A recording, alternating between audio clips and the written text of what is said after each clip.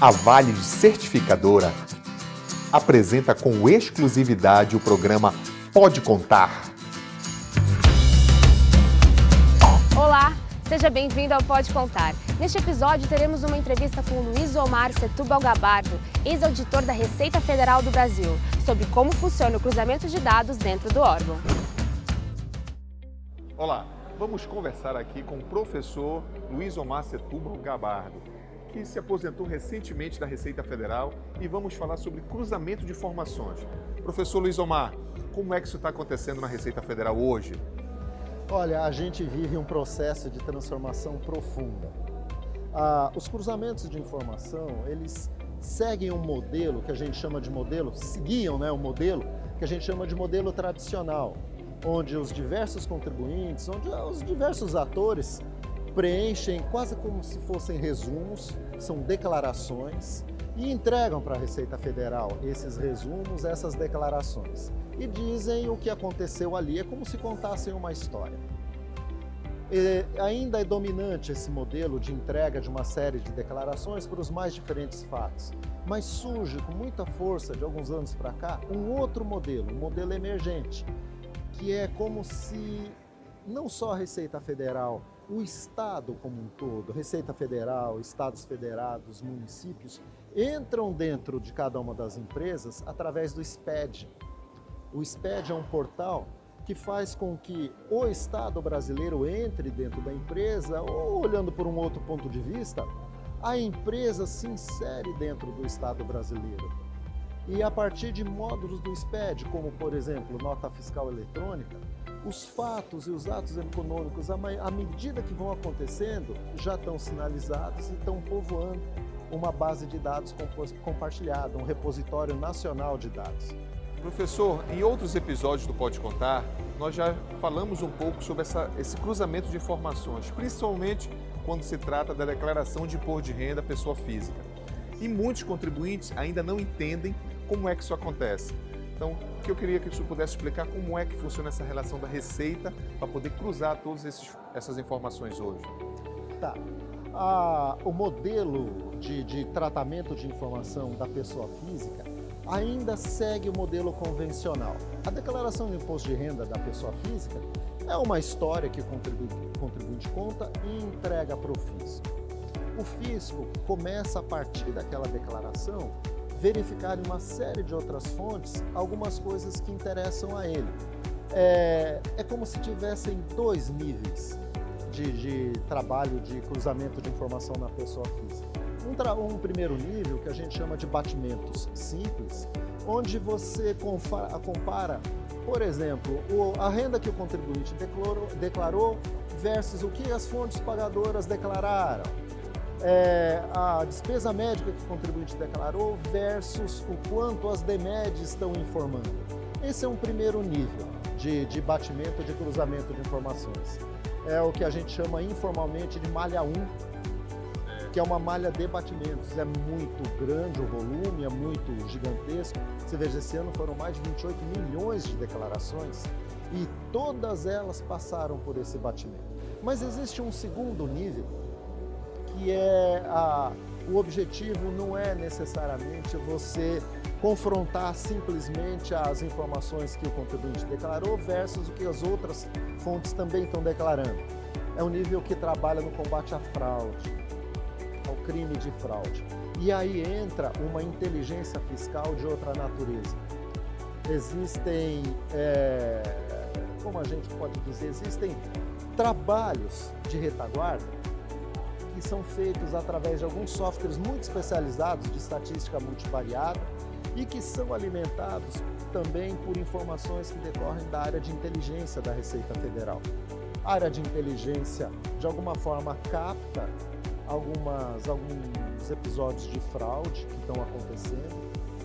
Há um estudo em cima da casuística daquela fraude, qual que é o modelo. E depois se volta para esses repositórios que a Receita tem para verificar o alcance dessa fraude. Aí entram algoritmos muito sofisticados, entra uma questão de estatística muito sofisticada, que vai dando condição de, entrando nessa base gigantesca de dados, é o que a gente chama hoje de Big Data, né? Entrando nesse universo do Big Data, você consegue mensurar o alcance e depois, no passo seguinte, a seleção para tratamento. Seja através de fiscalização, que é um pouco mais profunda, seja através das malhas fiscais. Existe uma pergunta que o contribuinte sempre faz aos contadores e advogados. Como é que, às vezes, você pode justificar essa evolução patrimonial? Porque acontece que às vezes, várias fontes de renda não são declaradas. E aí você apresenta essa evolução patrimonial. Como é que a Receita está trabalhando para identificar quando você não apresenta uma renda e, ao mesmo tempo, está apresentando uma evolução no seu patrimônio? Existem duas abordagens essenciais que a Receita faz. A gente chama, brincando, né, uma abordagem do bem e uma abordagem do mal. A abordagem do mal é feita através de um documento chamado notificação de lançamento. É quando a Receita possui todos os elementos que comprovam uma determinada irregularidade, seja através de omissão de receita, do que for. Quando a Receita tem internamente esses elementos, ela faz uma notificação que, em outras palavras, diz o seguinte: ó, eu estou te lançando, notifico que eu estou te lançando. Aí você pode recorrer, pode pagar, tem uma série de desdobramentos que acontecem a partir disso. Isso é o que a gente chama do mal. Não tem muito o que conversar, já está lançado. A abordagem do bem é através das intimações. Às vezes, a palavra pode sugerir um impacto diferente na vida do contribuinte, mas é assim mesmo. Uma intimação é um documento que a Receita convida o contribuinte para contar uma história que para a Receita ainda não está totalmente fechada. Nesse caso da evolução patrimonial, se o contribuinte receber uma intimação, compareça na Receita Federal com os documentos para justificar a evolução patrimonial. Alguma coisa nesse sentido. Os termos não são esses, né? São outros, mas a ideia é essa. Então, o contribuinte vai lá e conta a sua história. Apresenta a documentação, só a história não basta. Há que se ter a documentação que dê respaldo legal a essa história que está sendo contada. E aí, no atendimento da intimação, sempre tem um auditor ouvindo.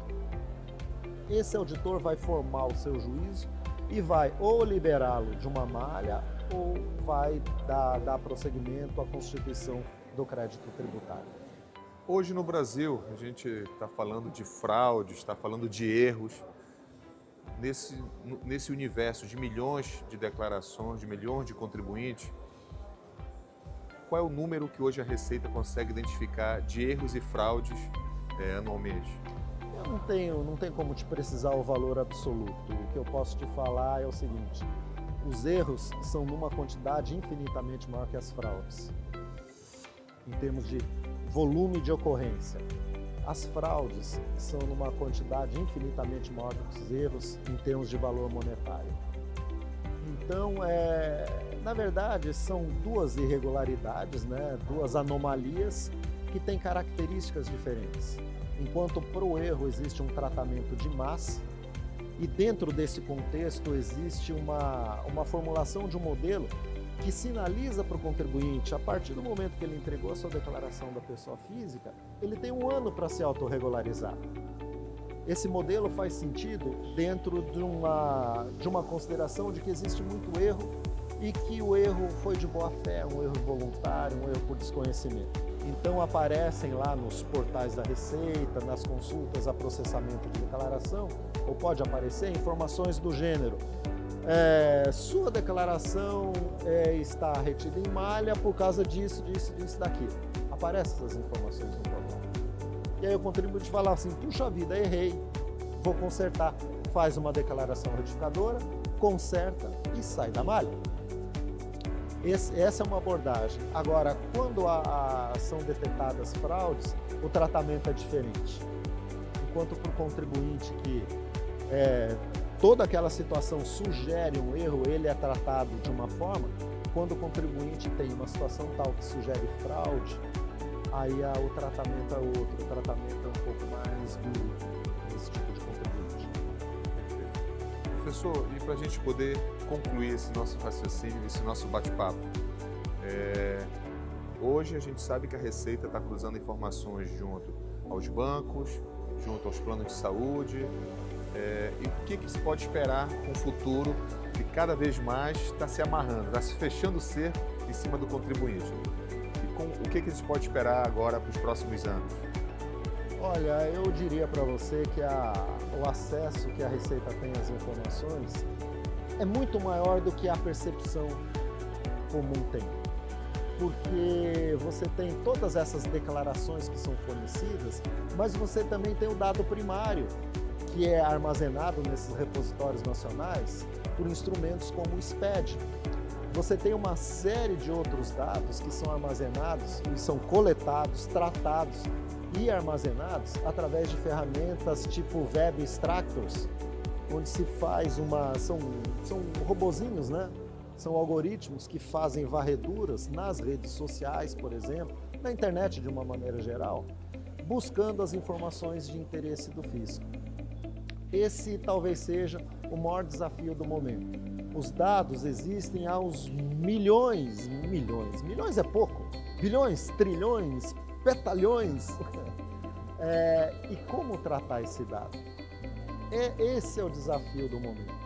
Para você tratar esse volume gigantesco de informação, existe até um termo para isso, o Big Data, você precisa de outros tipos de ferramentas, tanto tecnológicas quanto ferramentas mentais. É um jeito diferente de pensar que se exige para você trabalhar com o Big Data. E é esse o grande desafio que está surgindo no momento.